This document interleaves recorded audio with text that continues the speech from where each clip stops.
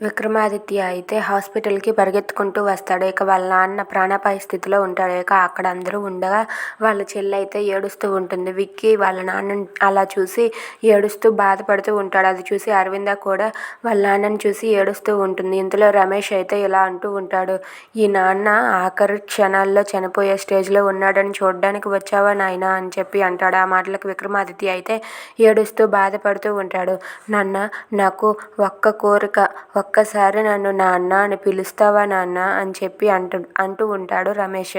ఆ మాటలకి విక్కీ అయితే నాన్న అని చెప్పి పిలుస్తూ ఉంటాడు. అది విన్న రమేష్ అయితే మనిద్దరం నేను చనిపోతేనే నువ్వు నాతో మాట్లాడుతావంటే ఎప్పుడో నేను చనిపోయేవాడిని నాన్న అని చెప్పి విక్కీతో అంటాడు. ఆ మాటలు విన్న విక్కీ అయితే బాధపడుతూ ఉంటాడు. ఇక పద్మావతి కూడా బాధపడుతూ ఉంటుంది. ఇక రమేష్ అయితే నాన్న ఒక్కసారి ఇలా దగ్గరకు రా నాన్న అని చెప్పి చేతుల్లో చేయి పెట్టి విక్కీని అయితే దగ్గరకు తీసుకుంటాడు.